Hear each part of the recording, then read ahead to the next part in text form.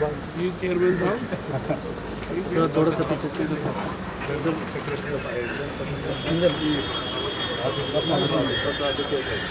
and inaugurate this program.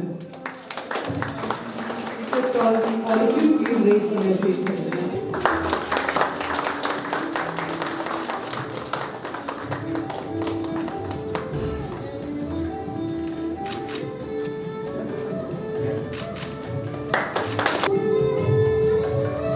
Thank you all.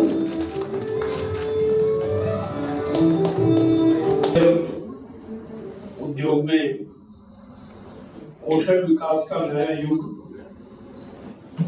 एवं चिकित्सा विज्ञान और प्रौद्योगिकी के लिए एकीकृत दृष्टिकोण पर अंतर्राष्ट्रीय सम्मेलन में मंच पर उपस्थित आदरणीय डॉक्टर के गोपीनाथ जी, आदरणीय डॉक्टर श्रीधर सरस्वती जी, आदरणीय डॉक्टर अभिलाषा गौड़ जी, आदरणीय डॉक्टर प्रभाकर जैन जी, आदरणीय डॉक्टर शिव कुमार कुंवर जी, आदरणीय डॉक्टर कटिल कड़वा जी, वर्चुअल माध्यम से इस कार्यक्रम में उपस्थित doctor Tate Makgoe, honourable minister of education, Free State government of South Africa, miss Montseng TCU, honourable minister for health, Free State government of South Africa, miss Lizzy PK Lepi Shabalala, honourable member of parliament South Africa,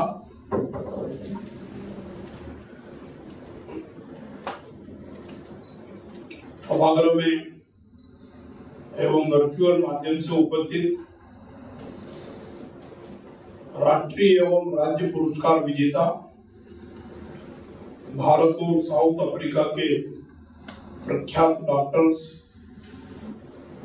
प्रमुख वैज्ञानिक और प्रौद्योगिकी विशेषज्ञ, mister Anthony Selorm Morrison, honourable chairman sector skill counselling government of Ghana, प्रमुख वैज्ञानिक और प्रौद्योगिकी विशेषज्ञ, औद्योगिक भागीदारी के प्रमुखगण, प्रमुख शिक्षाविद और वरिष्ठ पत्रकारगण, देवियों और सज्जनों, मैं आप सबको सादर प्रणाम करता हूं, आप सबका हार्दिक स्वागत करता हूं।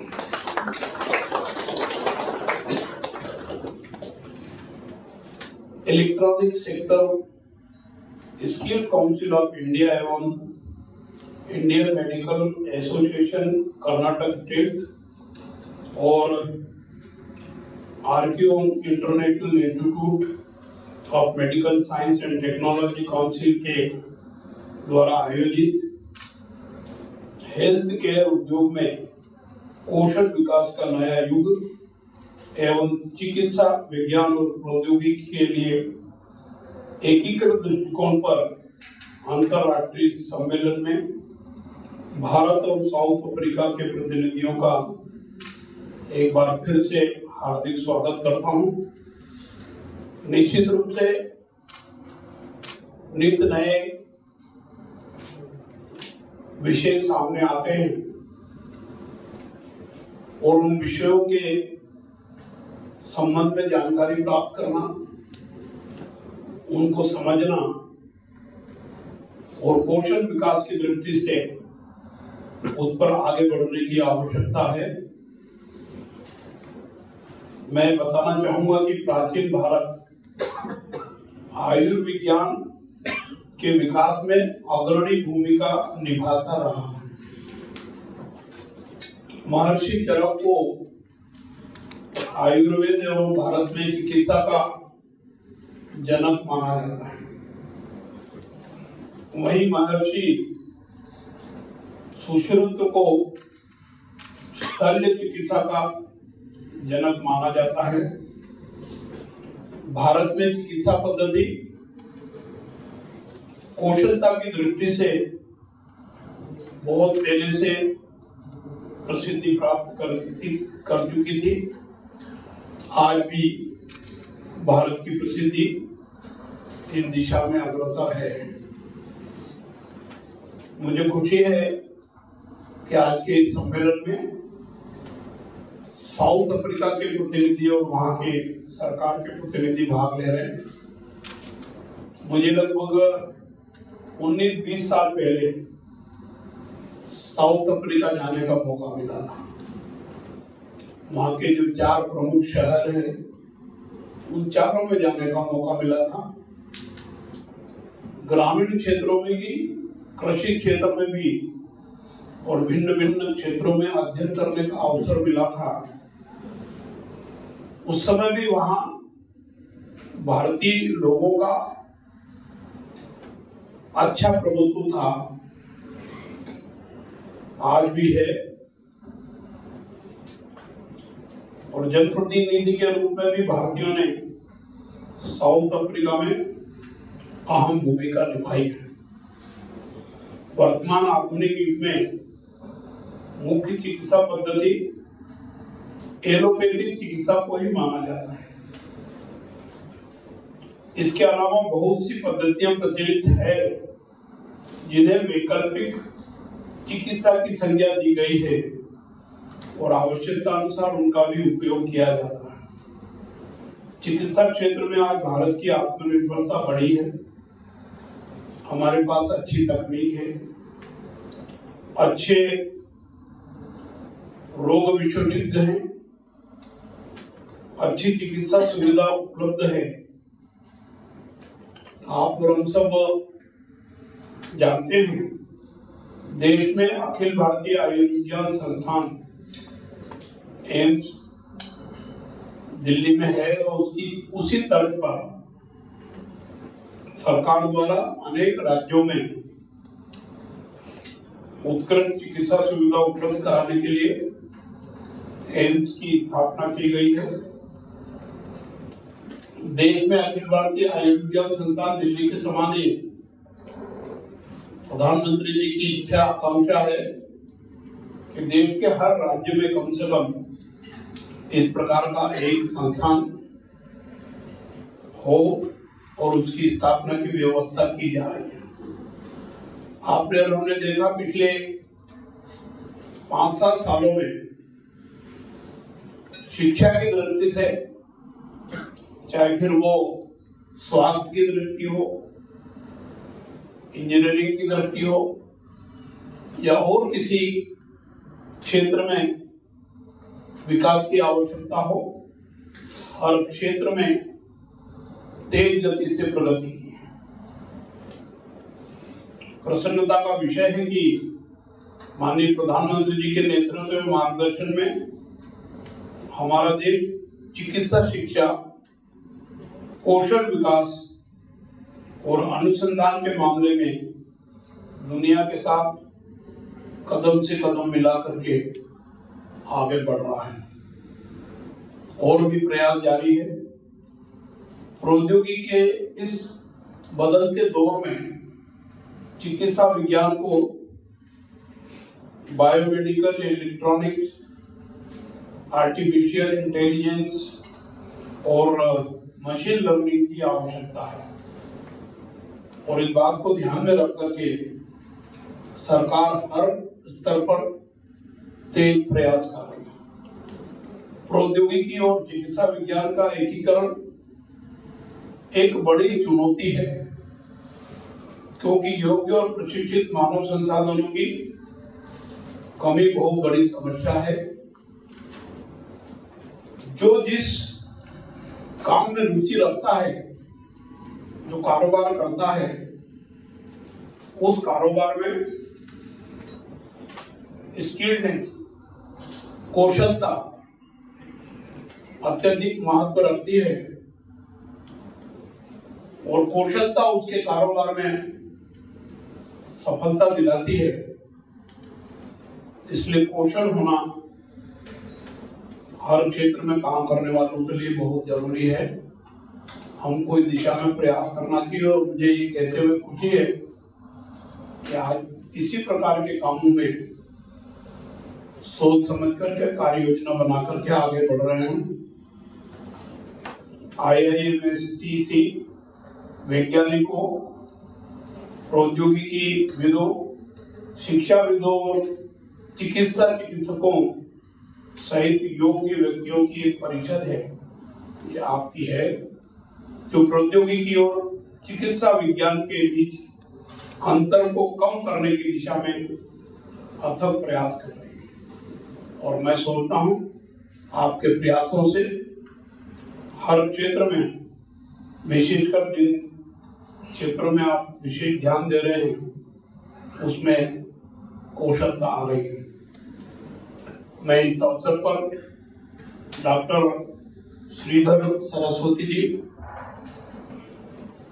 प्रसिद्ध न्यूरो साइंटिस्ट की सराहना करता हूं, जो पिछले कई वर्षों से विशेषज्ञों की टीम के साथ प्रौद्योगिकी और चिकित्सा विज्ञान क्षेत्र में शोध कर रहे हैं। इस शोध कार्य को पैरामेट्रॉनिक्स नाम दिया गया है। मुझे ये कहते हुए भी खुशी हो रही है कि इस कार्य में electronic sector, skills council of India और इंडियन मेडिकल एसोसिएशन ने भी डॉक्टर सरस्वती और उनकी टीम के प्रयासों में सहयोग दिया। आप सब इसके लिए बधाई के पात्र हैं। मैं आप सब के प्रयासों की प्रशंसा करता हूं, सराहना भी करता हूं। ये बहुत ही अच्छी बात है कि उक्त अवधारणा और ज्ञान को अफ्रीकी देशों के साथ भी आपके द्वारा, आपकी संस्था के द्वारा साझा किया जा रहा है। दोनों देशों में कौशल विकास की दृष्टि से आपके प्रयास सफल हो रहे हैं। मैं आशा करता हूं कि ये कोलैबोरेशन, प्रशिक्षण और अनुसंधान, तकनीकी कौशल शिक्षा, विनिर्माण उद्योग, नौकरी आदि क्षेत्रों में दोनों देशों के लिए निश्चित रूप से लाभकारी होगा और उसका लाभ दोनों देशों की जनता को मिलेगा। मुझे ये जानकर भी खुशी हो रही है कि इस कोलैबोरेशन से देश के अनेक मल्टी स्पेशलिटी अस्पताल जुड़े हुए हैं, जिसके माध्यम से हम अफ्रीकी नागरिकों को जो भारत में अपना इलाज कराना चाहते हैं, उनका उपचार योग्य अनुभवी चिकित्सकों के साथ सस्ती और सुलभ व्यवस्था के साथ कर रहे हैं। यह कोलैबोरेशन निश्चित रूप से भारत एवं दक्षिण अफ्रीका के साथ साथ दुनिया भर में अगली पीढ़ी का मार्गदर्शन करेगा और देश दुनिया में अपनी विशेष पहचान बनाएगा। मैं एक बात और कहना चाहूंगा कि भारत के अनेक विद्यार्थी भिन्न भिन्न प्रकार की शिक्षा प्राप्त करने के लिए विदेशों में जाते हैं। विशेषकर चिकित्सा शिक्षा के लिए अधिक संख्या में विदेश जाते हैं। यूक्रेन और रूस का युद्ध भी इस बात को दर्शा रहा है कि हमारे यहाँ के जो लोग वहाँ है, विशेषकर छात्र लोग, उनकी संख्या में जब भारत वापस लाया जा रहा है उनको, तो सबसे ज्यादा चिकित्सा के क्षेत्र में शिक्षा प्राप्त करने के लिए वहां जा रहे हैं। वैसे सरकार ने राज्य सरकारों के माध्यम से भी और केंद्र सरकार के माध्यम से चिकित्सा क्षेत्र में चहुमुखी विकास करने का इन 7 वर्षों में विशेष प्रयास किया है। अनेक मेडिकल कॉलेज की स्थापना की है। मेडिकल कॉलेज के लिए सीट्स में भी वृद्धि करने का काम किया है, परंतु ऐसा महसूस होता है कि आज भी चाहे इंजीनियरिंग का क्षेत्र हो, चाहे चिकित्सा का क्षेत्र हो, बड़ी संख्या में संस्थान स्थापित करने और सीटों में वृद्धि करने की आवश्यकता है। मैं सोचता हूँ भारत के प्रधानमंत्री, भारत सरकार और कर्नाटक की सरकार इस दिशा में सक्रिय पहल करेगी और इस क्षेत्र में विकास का काम करेगी। मैं electronic sector skill council of India, Indian medical association और भारतीय चिकित्सा विज्ञान और प्रौद्योगिकी परिषद के अंतर्राष्ट्रीय संस्थान को उनके द्वारा प्रौद्योगिकी और चिकित्सा विज्ञान के क्षेत्र में किए जा रहे कार्यों के लिए शुभकामनाएं देता हूं। मैं अफ्रीका के मंत्रियों, जनप्रतिनिधियों और शासकीय अधिकारियों तथा इस समारोह में ऑनलाइन एवं ऑफलाइन भाग ले रहे विशेषज्ञों, गणमान्य व्यक्तियों, आप सबका आभार व्यक्त करता हूं और मैं ये विश्वास भी करता हूं कि जितना ज्यादा जनसंपर्क हो और कुछ विचार विमर्श करने का और सुनने का अवसर मिलता है तो ज्ञानवर्धन होता है। मैं राजनीति में आने के पहले बिरला उद्योग में काम करता था।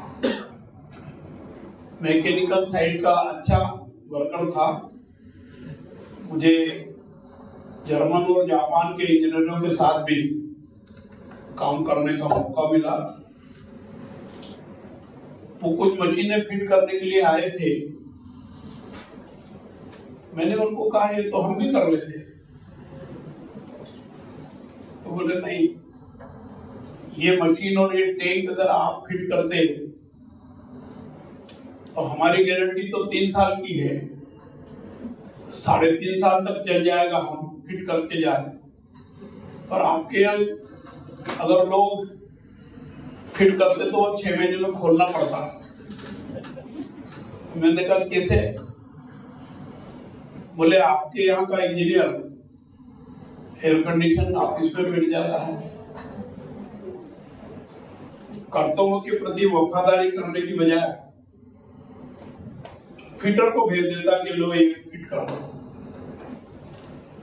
फिटर एक हेल्पर के साथ मौके पर जाता और एक स्टूल पे बैठ जाता और उनको कहता कि लो ये फ्लेम ज्वाइन कर दो।